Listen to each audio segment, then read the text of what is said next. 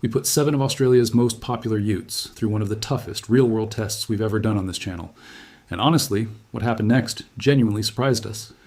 We're not talking about minor disappointments. We're talking about vehicles that cost between $60,000 and over $100,000 absolutely falling apart under pressure. 5 of the 7 failed, and not just barely failed. Some of them failed in ways that made our entire team stop and look at each other in disbelief. If you're in the market for a Ute right now, or you already own one of these vehicles, you need to watch this entire video before you make any decisions. Because some of what we found could genuinely save you thousands of dollars, or even keep you safe on the road. Stay right here. This is going to be a good one. Welcome back to the Drive Intel. If you're new here, we test vehicles the way real Australians actually use them. Not on a perfectly controlled track with ideal conditions, but in the real world, with real loads, real terrain, and real expectations. And today's video is probably one of the most important ones we've ever published. We tested 7 of Australia's top-selling Utes, and we did it properly.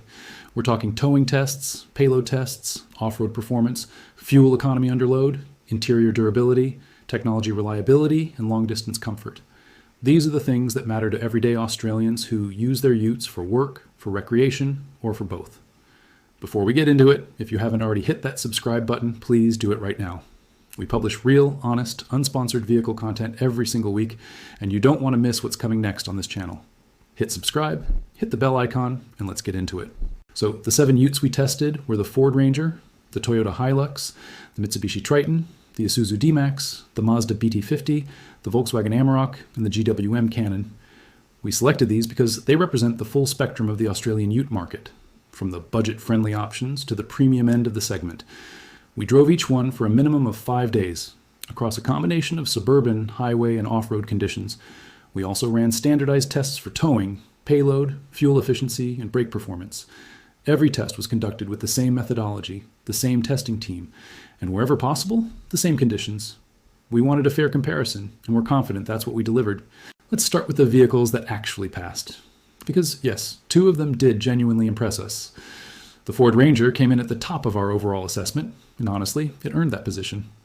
The Ranger has been Australia's best-selling vehicle for multiple years running, and after spending 5 days really pushing it, we understand why. The 3.0-liter V6 turbo diesel variant we tested delivered smooth, confident power throughout the rev range. Under tow, it felt remarkably composed. We hitched up a 3,500-kilogram trailer and took it through a mix of highway and hilly terrain, and the Ranger managed that load without the kind of nervous engine hunting you get in some of its competitors. The braking performance was also notably strong. The trailer sway control system activated twice during our testing, and both times it was smooth, measured, and effective. The interior is genuinely comfortable for a Ute. And the technology stack, including the large touchscreen infotainment, the digital instrument cluster, and the driver assist systems, all functioned reliably throughout our test period. It's not perfect. The ride quality unladen is still a bit choppy on rough surfaces, and the rear suspension setup means you feel every bump when the tray is empty. But overall, the Ranger delivered what it promised, and for many Australians, that's going to be enough. The second vehicle that genuinely passed our test was the Isuzu D-Max. The D-Max has a reputation for toughness and reliability, and it backed that reputation up during our testing. The 3.0-liter turbo diesel is a workhorse. It's not the most exciting engine in the segment, and it doesn't have the refinement or power output of the Ranger's V6, but it is consistent, dependable, and genuinely capable under load. What impressed us most about the D-Max was its payload performance. With a rated payload of over 1 ton on certain variants, we loaded it up close to its limits and found that the suspension handled the weight without the excessive squat and instability we experienced in several other Utes. The off-road capability was also strong, with a proper low-range transfer case and solid approach and departure angles that meant it could go places some of its competitors simply couldn't follow. The D-Max isn't the flashiest or the most feature-rich Ute on this list, but it does exactly what it says it will do, and for hard-working Australians, that counts for a lot. Now, here's where things get uncomfortable. Let's talk about the 5 that failed, and we'll go from mildly disappointing to genuinely shocking, because the order matters here. The Mazda BT-50 was the first of our failures, and to be fair to Mazda, it was the closest to passing of all 5. The BT-50 shares its platform with the Isuzu D-Max, and in some areas, that shared DNA shows. But Mazda has made some calibration and tuning choices that hurt the BT-50's real-world performance in ways that surprised us. The automatic transmission on our test vehicle was hesitant, and at times genuinely confused under heavy load. When we were towing our test trailer up a steep incline, the gearbox couldn't decide whether to hold a gear or upshift, and it cycled back and forth in a way that was not only inefficient, but also slightly alarming. Over a long mountain pass, this behavior worsened noticeably. The fuel economy under these conditions was also worse than the D-Max equivalent, which is odd given how similar the two vehicles are mechanically. The interior trim quality was also a step below what we'd expect at this price point. Some plastics felt cheap and flexed in ways that felt out of place. It's a shame, because the BT-50 has a good foundation. It just hasn't been tuned well enough to compete at the top of this segment. The Mitsubishi Triton was our fourth place failure, and this one genuinely hurt to report because the Triton has a loyal following in Australia and has historically been a solid performer. The new generation Triton arrived with a lot of promise, and in certain areas it delivers. The interior is nicer than previous generations, the ride quality has improved, and the technology features are more competitive than before. But under real working conditions, some serious cracks appeared.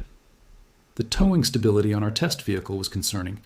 When we pushed the Triton close to its rated towing capacity, the rear of the vehicle felt unsettled in a way that made our test driver genuinely cautious. We experienced noticeable trailer sway on a straight highway with a crosswind, and the electronic stability interventions were slower to respond than we'd like. The payload rating on some Triton variants has also come in lower with the new generation, which is a real-world problem for tradies who need that capacity.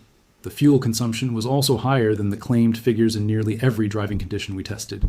Over 5 days, we averaged significantly more than the official combined consumption number, which is frustrating for buyers who are budgeting their running costs. The GWM Cannon failed in ways that were more straightforward but no less significant.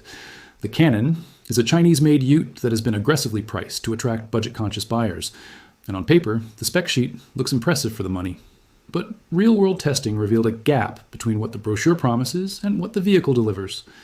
The towing experience was the most concerning area. The chassis felt less composed under load than any of the other 6 vehicles we tested, with a pronounced pitching motion on undulating roads that made extended towing feel like hard work. The off-road modes were electronically controlled but felt disconnected and artificial compared to the mechanical solidity of the D-Max or even the Ranger. The interior technology also experienced software glitches on 2 separate occasions during our test period, requiring a full system reset to restore normal function. For buyers who are only doing light work and occasional towing, the Cannon might be adequate. But if you're planning to use your Ute as a serious work vehicle, the gap between the Cannon and the established players is real and meaningful. Now we're getting into the territory where our team genuinely struggled to believe what we were experiencing. The Volkswagen Amarok, which sits at the premium end of this segment and carries a price tag to match, was one of the most disappointing vehicles we've tested in a long time at the Drive Intel. The new Amarok is a stunning-looking vehicle. The interior is genuinely premium. The quality of materials, the technology, the overall fit and finish put it in a different class aesthetically. On a smooth road, lightly loaded, it is a genuinely enjoyable vehicle to drive. But the moment you start pushing it the way a Ute is supposed to be pushed, problems emerge. The payload rating is significantly lower than most of its competitors, which is a fundamental issue for a vehicle in this segment. In our towing tests, the Amarok performed well on smooth terrain, but the air suspension setup, while comfortable on road, created noticeable instability on rougher surfaces with a trailer attached. The off-road performance was the most eye-opening part of our test. The Amarok's approach angles, combined with its longer wheelbase and relatively low ground clearance compared to body-on-frame competitors, meant it struggled on terrain that the Ranger and D-Max handled with ease.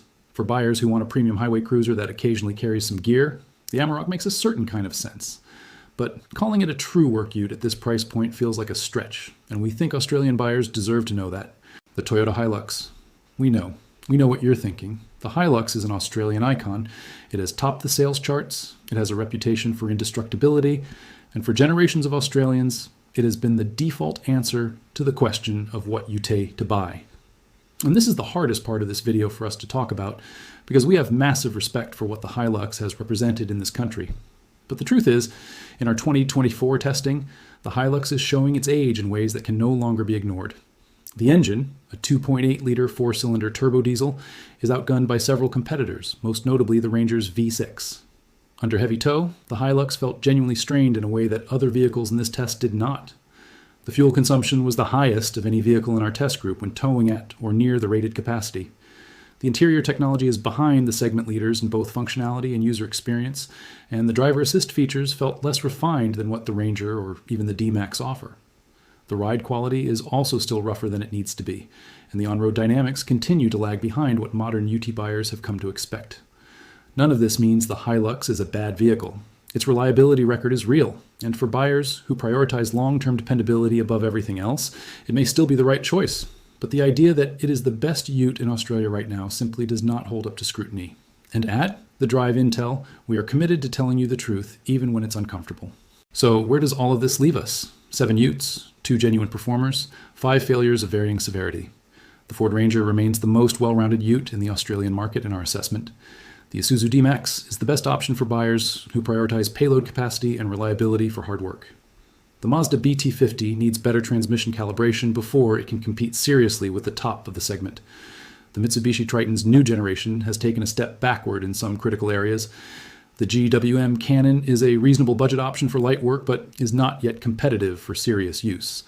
The Volkswagen Amarok is a premium lifestyle vehicle that has been mismarketed as a capable work ute.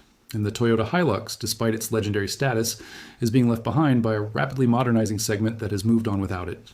We want to be clear that this is our honest, independent assessment based on real-world testing. No manufacturer paid for placement in this video, and no vehicle received a better or worse result because of any commercial relationship. This is what the Drive Intel is built on. Honest, unsponsored, real-world testing that gives Australian drivers the information they actually need to make smart decisions. If you've made it this far, thank you for watching.